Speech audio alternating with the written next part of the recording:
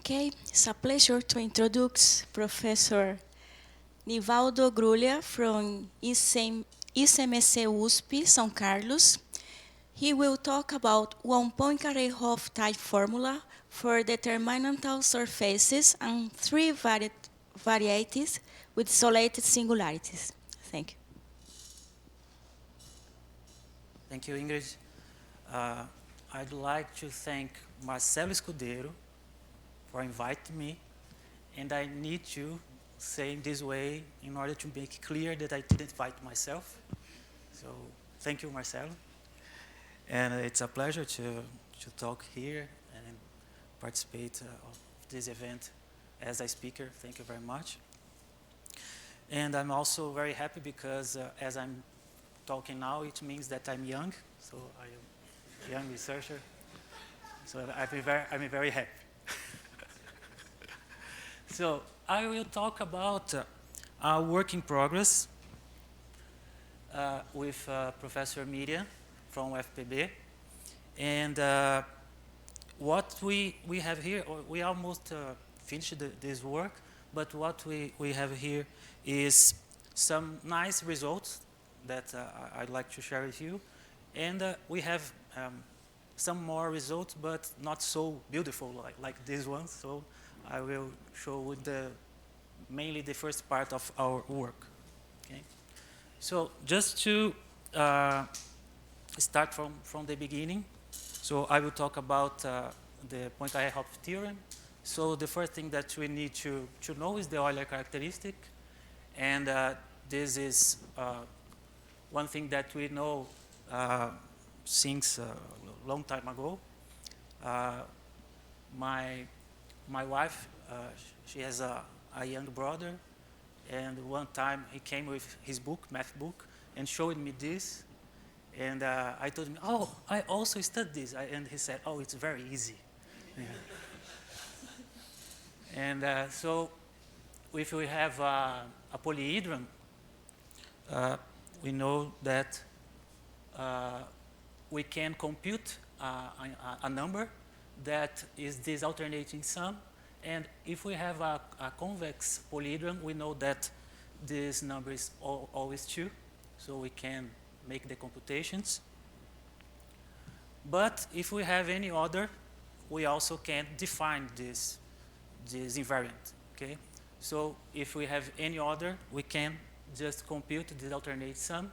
And this is the Euler characteristic of the polyhedron.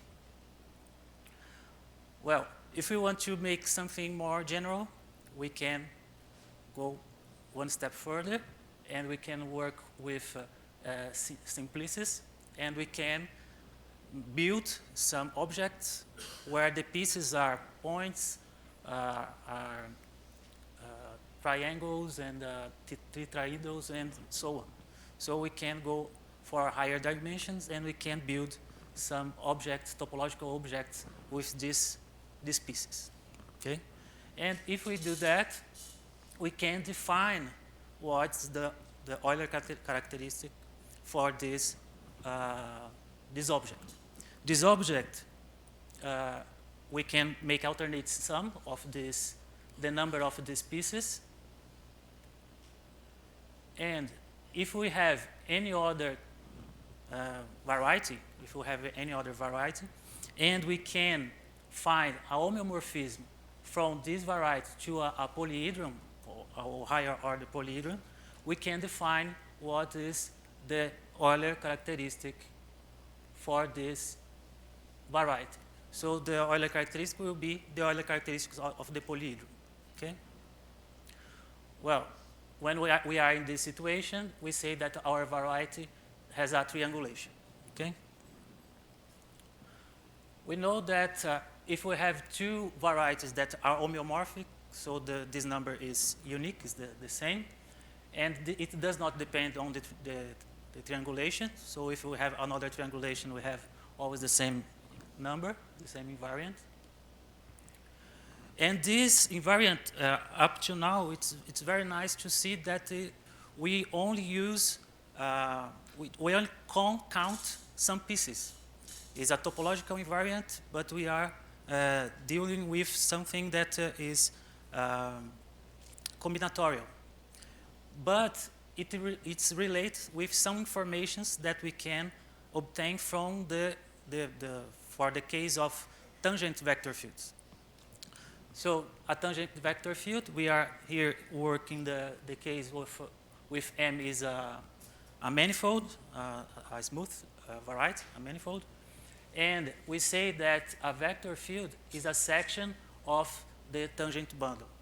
So we have, for any manifold, we can define this fiber bundle, and we have a section, and this section is the what we call the vector field, the tangent vector field. And for this, the study of this, we would like to study a stationary point or a singularity. And for us, what we will call here the singularity are the points where our vector field is zero, is the point where we really stop. So in this case, we can study this vector field, but the points, the kind of vector field that we like to work are with isolated singularities. So we don't want to work with vector fields with non-isolated singularities. If we have an isolated singularity of a vector field, there is a very basic invariant that we can define. And this invariant is the Poincaré-Hopf index. And this index is very nice because he will connect some informations that are topological and combinatorial with some informations that came from the structure of the vector fields on a smooth variety. Okay? So this result will prove it first by Poincaré and then by Hopf for all higher dimensions. So I will not define this invariant in general, but just to have an idea what it means. So if we are in the plane case and we have a vector field, and for example we have this point, and this point is a singularity, a stationary point, and let's say that this is the way that this vector field is behaves, its behavior near to this point, we can define a map that for each point here that we take, we can take this vector and normalize, and this application will go to the S1. So we do this, and we have our orientation, and we follow the orientation, and we see what happens here in the S1. If we give one turn, so it's 1, 2 turns, 2, and we go back -1, -2.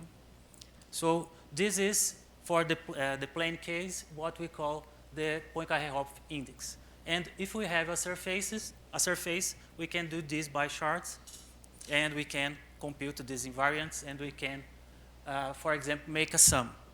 When we make the sum of all these index, what we get is the Euler characteristic that can be defined, as we saw before, by only computations that are combinatorial. So this guy here, we have informations that comes from the smooth variety in the vector field, and here this invariant was before defined only in a topological way. Another version that is very important for our work that I will just mention is the same theorem, but for a manifold with boundary. So if we have a manifold with boundary, we also have this theorem. So we can compute the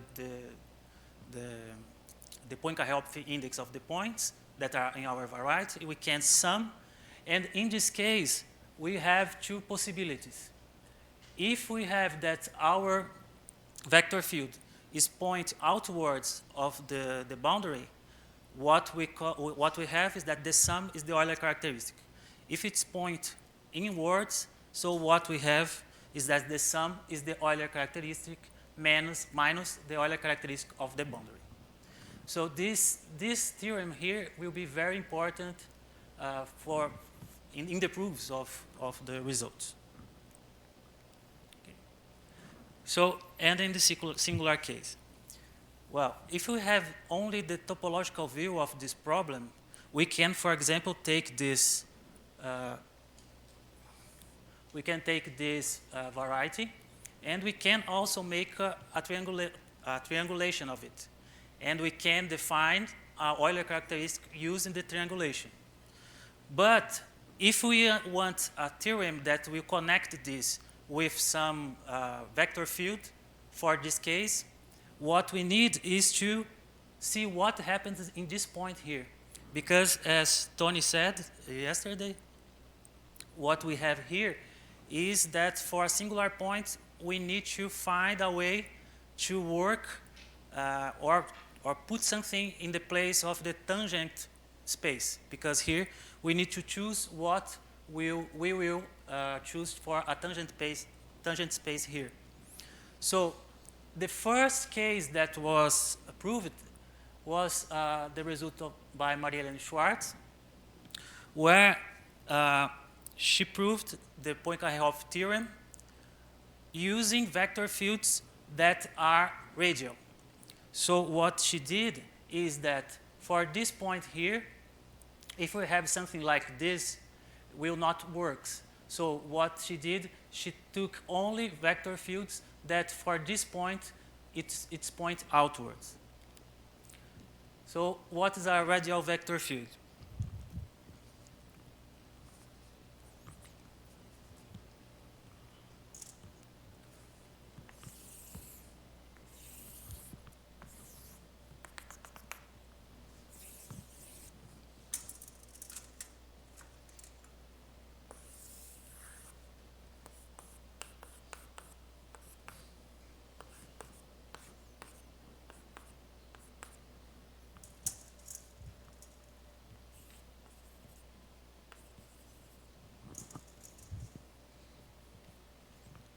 So a radial vector field is a vector field that is defined on the singular variety.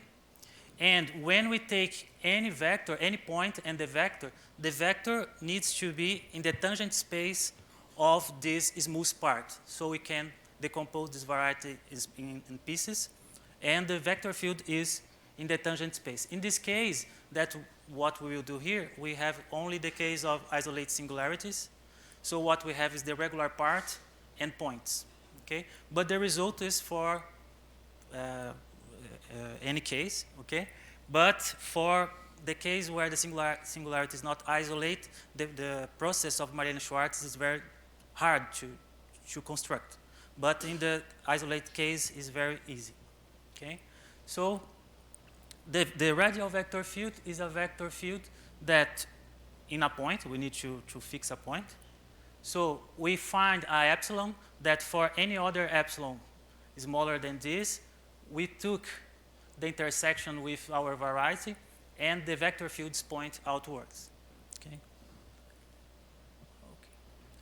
And what she did, because she was trying to find a kind of theorem, Poincar-Hopf theorem, so what she did is, it's very natural to think that in this point, we can say that this vector field, the index of this vector field is 1. So what she did, the index there is 1, and for other points, we can use the Poincar-Hopf index. This is for isolated case. For non-isolated, we need more constructions. Okay? Well, so what she did, she got an answer, a kind of theorem for this singular case, but we had to work with vector fields that were radial. Okay? But if we have another vector field and we would like to prove or to compute this kind of theorem, to find a kind of theorem.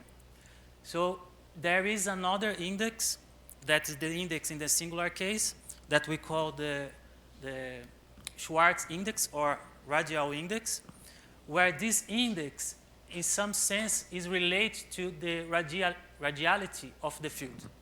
So we have a vector field that here it can be any one that you want. But here inside, we take a smaller epsilon prime, and we put here a radial vector field. When we do this, this is x epsilon here. Sorry. These two parts here, it's what I will call x epsilon. And in this part here, we can compute, we can extend this vector field for this part. So here we take our original one. Here we put a radial. We can extend, and we can take the points here that are the singularities, and we can compute the Poincar-Hopf index. So the index of Schwartz, or the radial index, will be 1. That's the contribution of the singularity, plus this dv rad. That is dv is the rad is here, and v is here. So this omega is the extension of these two vector fields here for this part. Okay, so we can compute. We take the points. We can compute this index, the Poincar-Hopf index, and we can sum. And plus 1 will be what we call the Schwartz index. And as I said, Schwartz proved this theorem, and using this index, we also have the Poincar-Hopf theorem. So if we have a variety that is compact, a compact variety with isolated singularities, and we compute the sum of all index, here it denotes the sum of all index. So we can split this in two parts. That is the index on the singular points of the variety, and the index on points that are on the smooth part of the variety. And when we compute this, we will get the Euler characteristic of X. This proof is very nice. It's not hard. And for example, you can find the book of Bracelet, Seade Silva. And in fact, what we need to do, in fact, is to see that we have here a contribution that is 1, and we are in the case where we know that this intersection here, this intersection, we can contract. So if we cut this variety on in these points, and we take the intersections with balls, we can contract this point, so the contribution is 1, and we can use the Poincar-Hopf theorem for manifolds with boundary, and we can construct and we can find this final result. So it's very nice, and it's not hard to prove. And also yesterday, Rogério talked about the GSV index, and it was in a very nice way. And as he said, this index came from the foliations, problems on foliations. And here, in fact, this is not the definition, but as Thais made this morning, I will give as definition. And in this case, for example, as Rogério said, in my situation, or in his situation, this X here is the separatrix. So we have the X that a singular variety, a hypersurface, for example. That was the first case that they defined this. And or in the hypersurface case or the ICES case, we know that these guys are smoothable.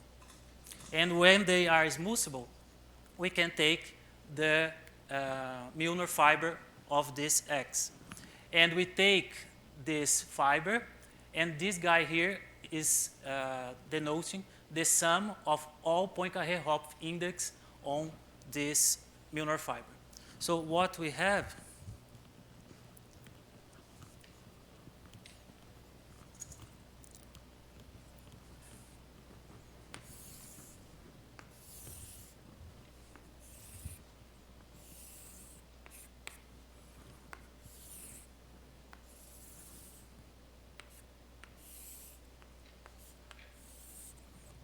we have a variety with isolated singularities.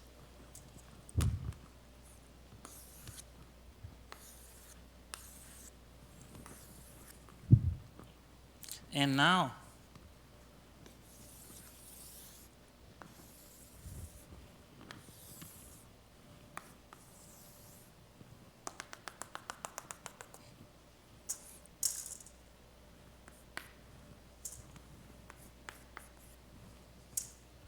we take the Milnor fiber of X, and what we are doing here is we can cut these parts here, and we can glue these guys that are smooth. We can just cut here and glue these guys, so we have another variety that is related to this one. And when we compute the sum, we also have a Poincaré-Hopf theorem using the GSV-index. But different from the case of Marie-Hélène-Schwartz index, what we'll get in the sum will be the Euler characteristic of our X plus the contribution of the singularities that now are the Milnor number. So it will be the Euler characteristics plus the Milnor number. And the proof of this theorem is the same idea that we use the Schwartz index. The difference is only to use the information of the Milnor fiber, and in this case it's well known all the informations. And this proof is also in the book of Bracelet, C.A. de Sua. Okay? So what we want to do. Miriam, in her thesis, she worked on determinantal varieties, mainly in the case of codimension 2 varieties as surfaces in C4 or three varieties in C5. And in this situation, she had some results. And using these results, we tried to find a kind of Poincaré-Hopf theorem for this kind of varieties. Okay? So the determinantal variety that Tony also defined yesterday, we know that we can stratify this space by the rank of the matrices, and this stratification will give elements that here I will call delta T, where T will denote the rank of the variety. So we'll take all the rank of the matrices, we'll take all the matrices with rank less than T, and this will be an algebraic variety of this codimension. Okay? So this is what we call the generic determinantal variety or model. Okay? And what we'll call determinantal variety in CR will be, we will take these matrices, this matrix, and we can define a small f that's defined by the minors, t by t minors of f, and we can take the zeros of f, and if the zeros, that is x, has this codimension, so we'll say that this x is a determinantal variety. So as I said, for surfaces in C4 and three varieties in C5, determinantal case, Pereira and Ruas, they defined the Milnor number of these elements.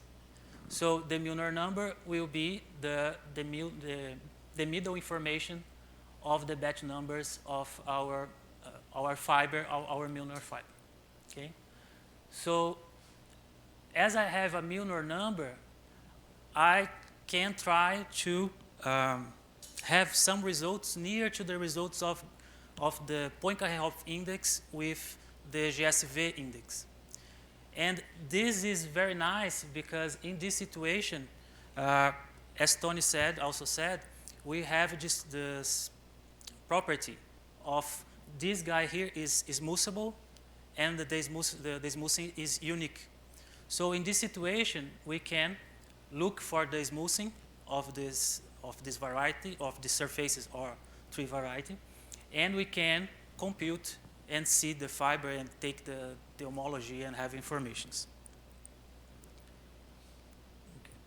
So from some work of Chibar, Matthias Zach, he presented a paper mainly studying determinantal varieties, and using this computation, we can compute that for surfaces in C4, what we have is that the Müller fiber is this edge of spheres, and for three varieties in C5, the Müller fiber is homotopic to this edge of spheres that here we have a S2 and here we have S3. This number of spheres here will define the Müller number of Pereira and Ruas, and here we have this number that defines the Müller number of Pereira and Ruas for three varieties, but we also have this information on the homology. Okay. So using these ingredients, and in this situation that we have a surface in C4 or a three variety in C5, we can make the same steps of the proof of Poincar-Hopf theorem for the GSV index, and we also will get that if we sum all the invariants, all the invariants here, what we'll have is the Euler characteristic of our surface plus the Müller number, because here in this situation we have that the homology is concentrating the middle dimension. But when we have a three variety, we have a contribution that is in another dimension. We have this contribution here. And in this case, what we have is that if we sum all these elements, what we'll have is the Euler characteristic minus the sum of the Theorida number of xi. That is very, very interesting. Well, so these results, I think they are very nice because we use the Müller number defined by Pereira and Ruas. But what we would like to study are a bigger class of determinantal varieties that it's called IEDS. So just to define, I just need to define what is essential non-singular point. So what we will do is that we'll take F that define our map, we'll look for this space, and we choose a delta T that we want to work, and we need to see if F is transverse of this guy out of the origin, that is the point that can be the point where it's not transverse.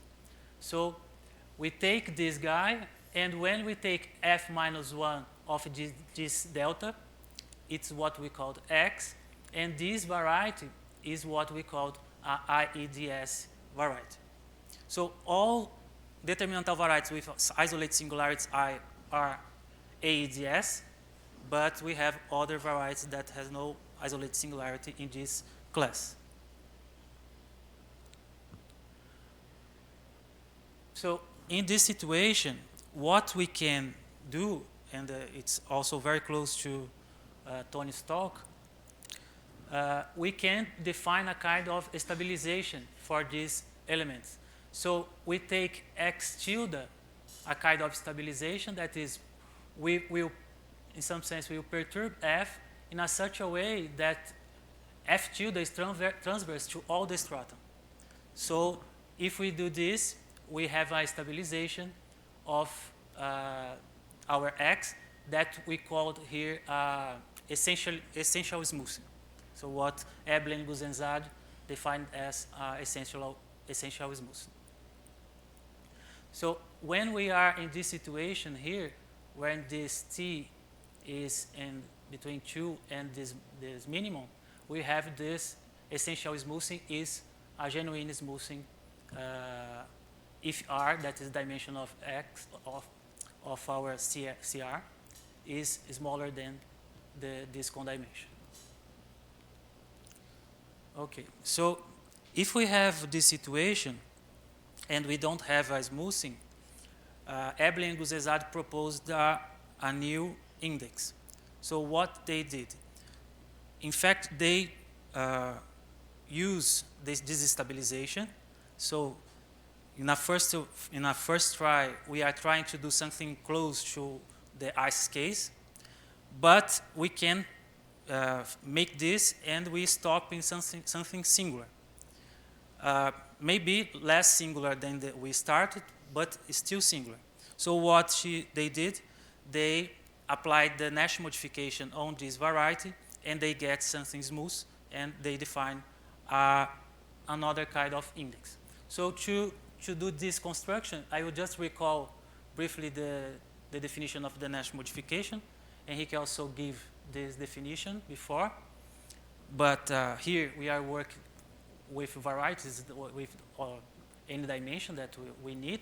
Okay, so we define this kind of Gauss map that for each point in a regular part of our singular variety, we attach this point x and the tangent space of our variety. So D is the dimension of x.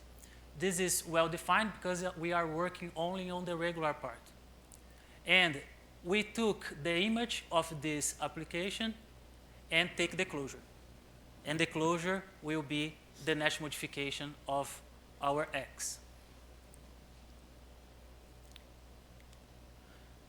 So if we have the singular variety, what we are doing, we look for all smooth points, and we look here with the smooth points, and we take the closure for all points here that are smooth, and we'll get this guy here.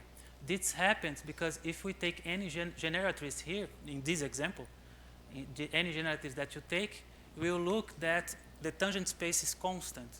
So when we make a turn here in this S1, for any generatrice that we have, we will have 1 point. So what we have here is a S1 that will glue these two parts that were disconnected. Okay. So if you have X, that is the representative of our germ, it is inside a U, that's an open set in Cn. Here we can put the Nash modification, and the Nash modification is a subset of this guy here. But here we have the Grassmannian, and on the Grassmannian we have the tautological bundle. So we can take the trivial extension of the tautological bundle here, and we can restrict this bundle on the Nash modification. And what we have here is what we call the Nash bundle.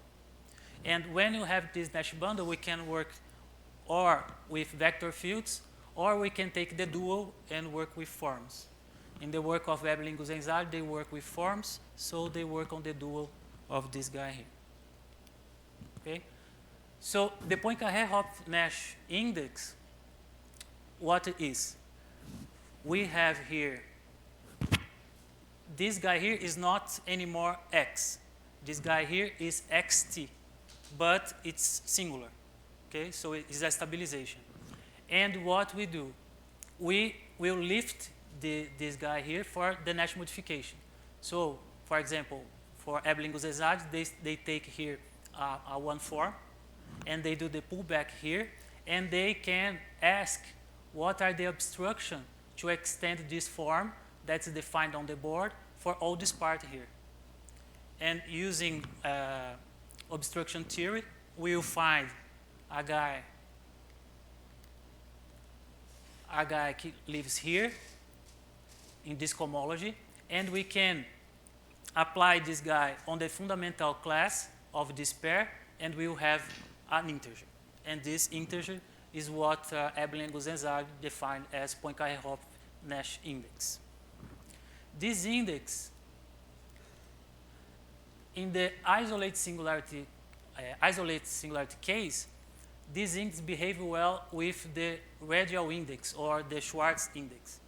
And for us, this is very nice because, as we saw here, in the two proofs for the Poincaré-Hopf index, for radial index, and for GSV index, one thing that's very important is the contribution on the singularity, that we count one, and then we can we can see the other parts what it will give as information. But having this index here is very important because we know that we have one as a contribution in this point, this isolate point. And using this formula that were proved by Eberle and Gonçalves, we had some formulas for the IDS case.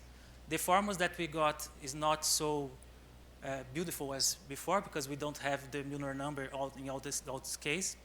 But we had some nice results where we could compute this contribution and relate with the Euler obstruction.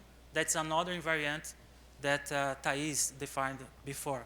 So we could connect these three pieces. So we take this invariant, we use this one, and also the Euler obstruction. So the result is we need to work a little bit more on this result, but we already have some results on this. So our goal is to find a Poincar-Hopf theorem for any essential isolated determinantal singularities. So that is our goal. And we have some problems because when we are in the case that the singularity is not isolated, and we have this stabilization that behaves as well, but when we will use the Nash modification, we can change a lot the structure of our variety. And here, a way to glue the informations is very important. And sometimes when we use the Nash modification, we cannot connect easily this kind of information, these pieces. And that's what I'd like to tell you, and thank you very much.